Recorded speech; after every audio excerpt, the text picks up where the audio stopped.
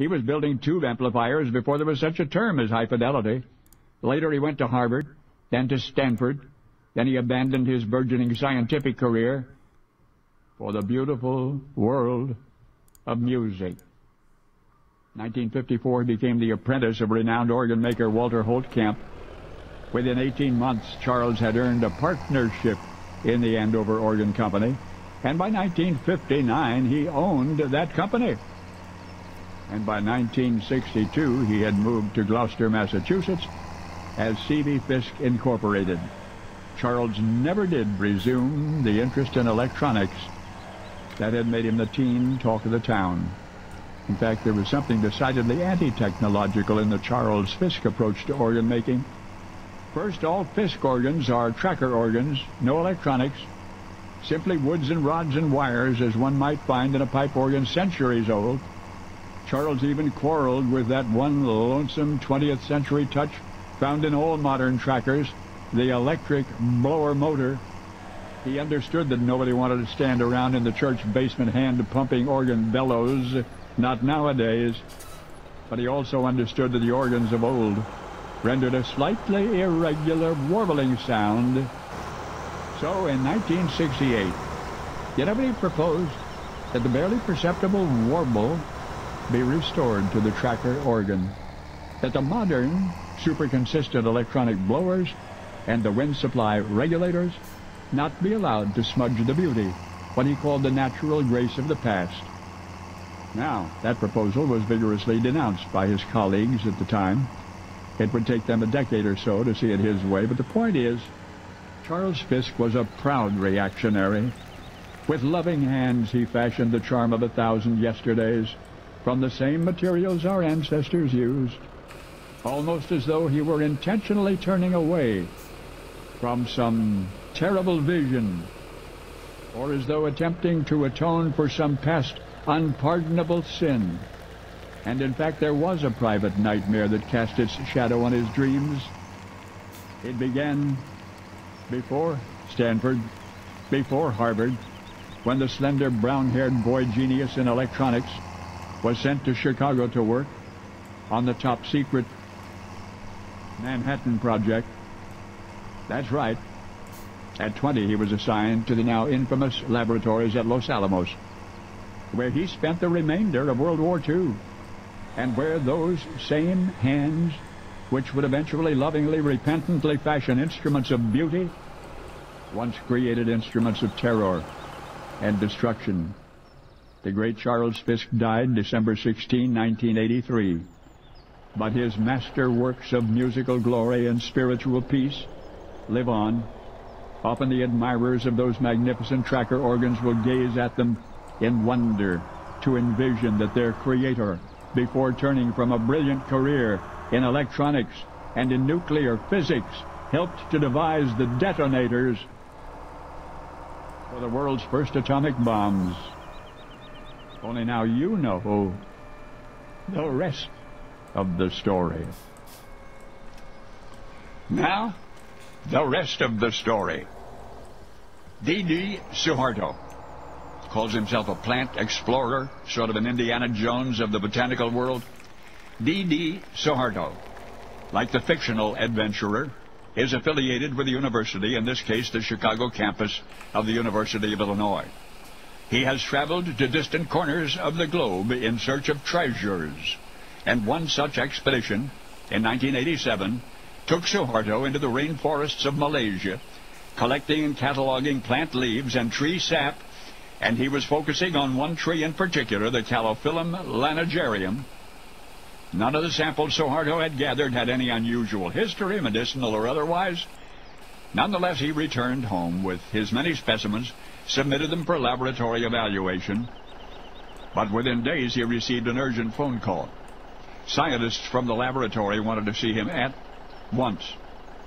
From one of the plant specimens he'd brought back, they had extracted a compound which they were naming Calanolide A.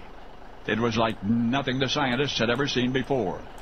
They beseeched Suharto he must return immediately to the rainforest, bring back a larger sample of the sap from the Calophyllum trees to confirm their findings, and the plant explorer from the University of Illinois did, and returned to Malaysia to the tropical forest of calophyllum trees, some of them 65 feet tall, and he collected the latex-like sap, and he brought it back to the lab.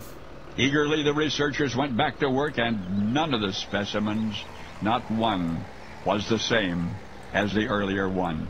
None was nearly so potent, they determined. So, back to Malaysia again. And again, 3 times Suharto and scientists from Chicago's Field Museum went back. Each time, the specimens with which they returned did not measure up to the potency of the first one. Now Suharto decided he would have to seek out, from among the several kinds of calophyllum lanigerum trees, that one specific one from which they had taken the first sampling. And that was not easy. But now on the next expedition, which took place in October of 1992, he was able to follow his original notes until on the 5th trip to the rainforest, they converged on that one specific tree. That is, they found where it had been. For by somebody in the interim, that specific tree and hundreds of its neighboring brethren had been cut down for firewood. More than 10,000 samples had been collected, but not the one which is the one. The one which, tested by the National Cancer Institute in 1988, was able to stop certain viral effects on the human immune system and without damaging healthy cells. So the next time you hear somebody urging the preservation of the rainforests, listen, pay attention, and remember that because somebody got careless or simply didn't care, the world of medicine may have lost forever what some scientists were then certain was the cure for AIDS. And now you know the rest of the story. Now, the rest of the story.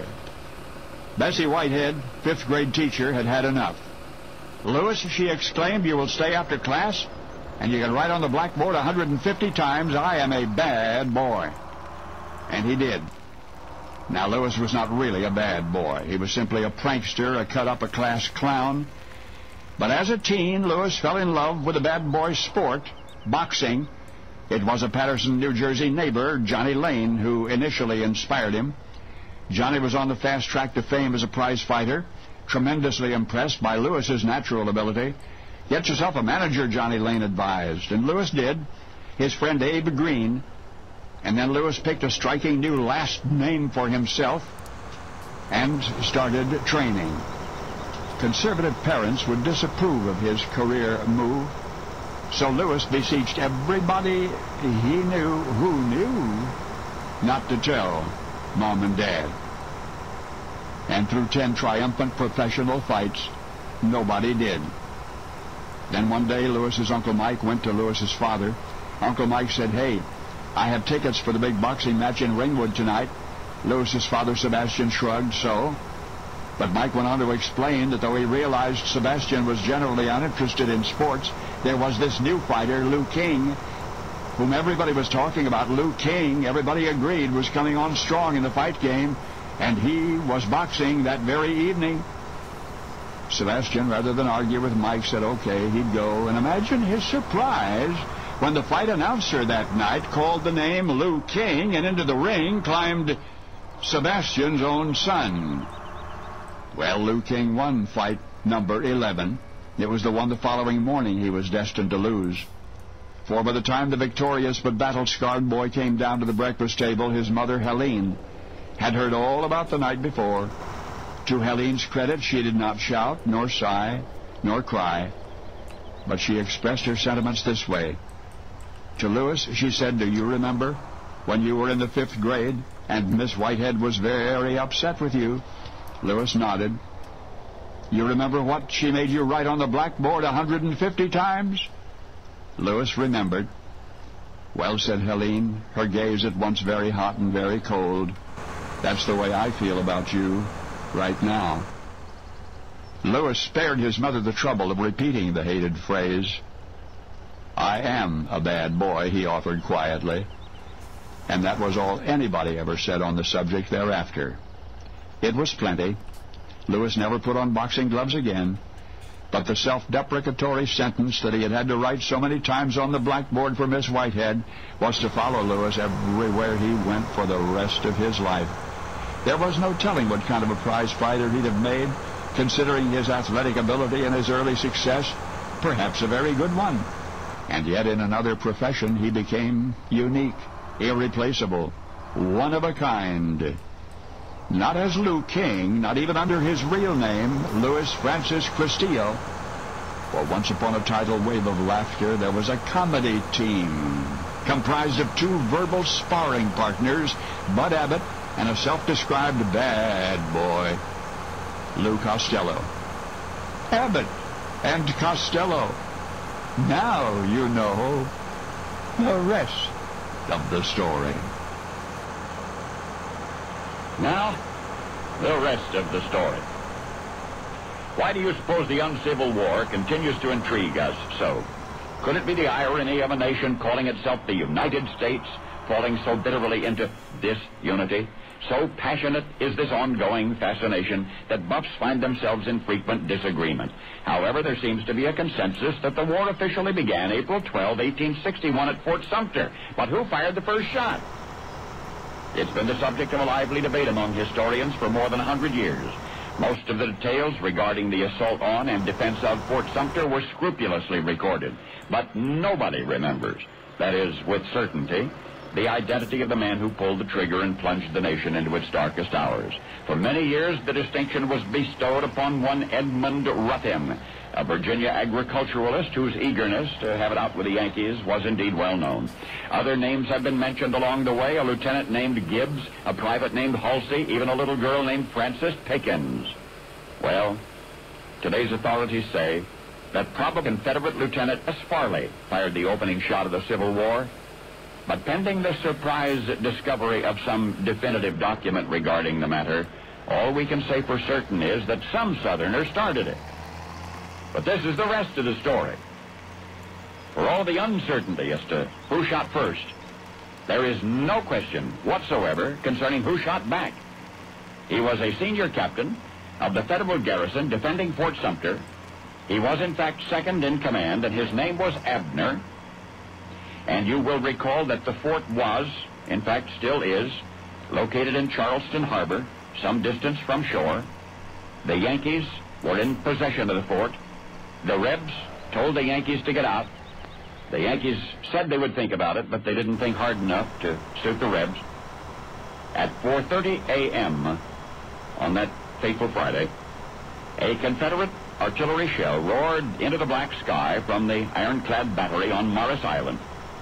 Now, Abner was asleep inside Fort Sumter. Abner was sound asleep until that Confederate shell crashed through the masonry and exploded not from the captain's head. Well, that rude awakening made Abner very angry. So, abruptly awakened, he managed to gather his wits about him, sought out and found the first Federal cannon within reach. As soon as he got his hands on that cannon, he returned to fire. And there's no doubt about what I've just said. For having fired the first Union shot of the Civil War, Abner nonetheless remains a mere footnote in the history of that conflict. You've never heard before that it was he who fired the first shot. Posterity has all but ignored what Abner did. Instead, Abner has been praised for something he never did. What he did not do was invent baseball. And yet he, Captain Abner Doubleday, in April of 1861, did indeed throw out the season's first Yankee cannonball. Now you know the rest of the story. The rest of the story. October 11, the bartender found himself facing a tough judge and a tougher judgment. He would be forced to pay the debts accrued from his tavern, and the sum was due immediately. The bartender argued that his partner, Bill Berry, had bought him out 18 months ago. He, the bartender, held no interest in the tavern now, therefore ought not to be held responsible for its debts. The judge said that didn't matter. Many of the debts had accumulated while he was part owner of the establishment. The bartender frowned and then protested that he had nowhere near the amount of money demanded of him. The judge said that's all right. The court would merely confiscate his personal property, including his transportation. The barkeep, confounded, kept his mouth shut, accepted the judge's decision. Perhaps he could borrow enough cash from a friend to get his things back. It took several days, but such a friend was found. The bartender's belongings were returned, and he vowed then and there that he would never ever get involved in a business deal like that again. That was October. The following January, his former business partner died. Once again, this hapless barkeep was brought before the judge. Seems his partner had died in debt, and that the debts were still relevant to the tavern, and the amount was astronomical, the equivalent of roughly $100,000. The surviving partner said the judge must pay it all. The bartender said, "Wait a minute, Judge." He tried to explain the intricate financing and the persistent lawsuits which had plagued the establishment from the start. He pleaded that he'd been part owner for only a short while, that he'd sold his share in the place only a few weeks after he and his partner had procured their tavern license. But the judge was unimpressed by the bartender's excuses. If he had been concerned about his financial vulnerability, he should have become involved in such a complicated entrepreneurial venture. At the very least, he should have made it to know more about the law. To know more about the... Well, that's precisely what the bartender did. He'd always been interested in the law. Now he was going to make the law his business. He got stuck with a tremendous debt, $1,100, which could be worth 100 times that in today's dollars. He was responsible for the reimbursement of that staggering amount in January of 1835. But within 2 years, he passed the bar. Passed the bar, the barrister kind, in March 1837, and his own into politics. So now, the next time you ponder the war between the states, the next time you reflect on the freeing of the slaves, the next time you hear the words 87 years ago, our fathers brought forth on this continent a new nation, I want you to remember as well a bumbling bartender. A bartender in hock up to his stovepipe hat. Another cringing victim of the court system. A barkeep named Abraham Lincoln. Because now, you know the rest of the story. Now, the rest of the story. Much of our greatest and most eloquent American literature is comprised of the words of pre-Civil War abolitionists. Wendell Phillips, James Russell Lowell, Henry Ward Beecher, Harriet Beecher Stowe. Their legacy we all know. But you are about to hear from the other side. A series of quotes. One statement was made by a renowned lawyer, another by an esteemed orator, yet another by an aspiring state senator, and so on. There's even an excerpt from the inaugural address of a one-time president of the United States. Part of the significance of these public utterances, these enthusiastic endorsements of white supremacy, is the widespread bigotry they not only reflected, but inflamed.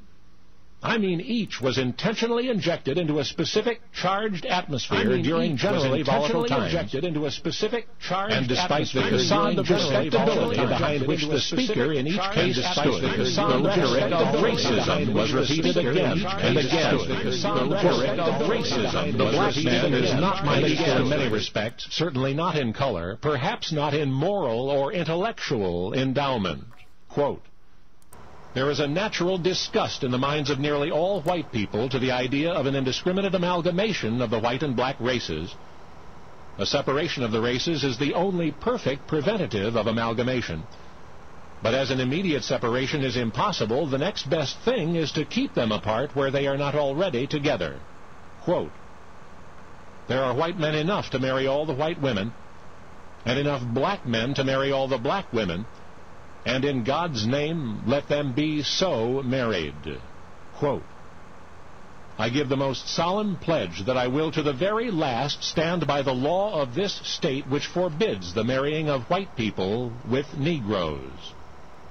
Quote, I am in favor of the race to which I belong having the superior position. Quote, I am not nor ever have been in favor of bringing about in any way the social and political equality of the white and black races. I am not nor ever have been in favor of making voters or jurors of Negroes, nor of qualifying them to hold office, nor to intermarry with white people. Quote, I have no purpose, directly or indirectly, to interfere with the institution of slavery. I believe I have no lawful right to do so, and I have no inclination to do so. End quote. The remarks I have just recited were not the ravings of revolutionaries or self-interested slave masters. Each was written or spoken by an American statesman and or an attorney and or a citizen of some repute. And as surely as history can be distorted by historians, so any man's out-of-context utterances are less significant than the sum total of his life. It is sufficient to complete the record of that most agonizing era in our nation's history, to include without evaluation those precise quotations, all of them from the pen or the lips of the same lawyer, the same statesman, all of them public statements by Abraham Lincoln. Now, you know the rest of the story. Now, the rest of the story. Senator Steve seemed like such a good guy. For example, more than a century ago, he was so very concerned for the economic development of his home state of Illinois that he realized in order for Illinois to grow, it would require major rail service. And thus was conceived the magnificent line of commerce and communication from Chicago to the Gulf of Mexico, the Illinois Central Railroad. Now, Senator Steve's plan was to give the state large portions of federal land to sell in order to raise funds for the new railway. He pushed the plan hard all the way through Congress and into law in September of 1850. President Millard Fillmore signed the bill. Once the land grant became law, Senator Steve hurried home to convince the Illinois legislature. There were 3 popular plans for the project. Senator Steve would make certain that the plan he favored was adopted, and it was.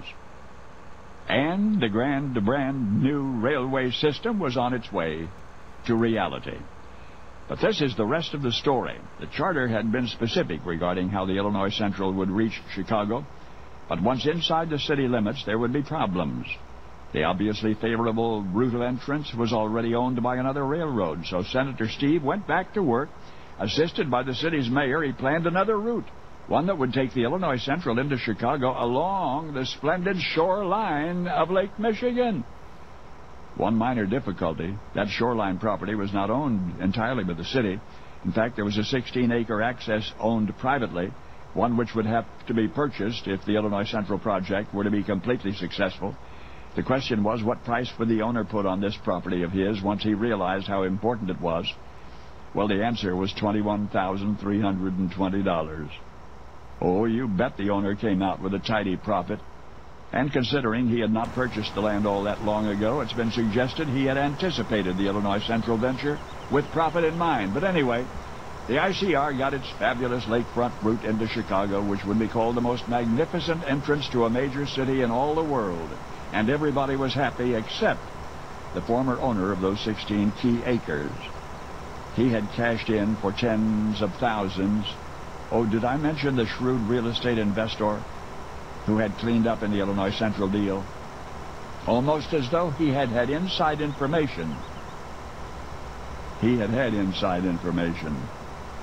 The man who got rich by mid-19th century standards by predicting what the government was going to do was himself part of the government.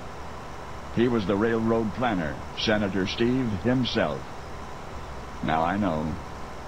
History, as you read it in school, relates that in the presidential election of 1860, Republican Abraham Lincoln narrowly beat Senator Steve, the mainline Democratic Party candidate, Senator Stephen A. Douglas. Well, now you know the American voters chose the right man. Because now you know the rest of the story. Now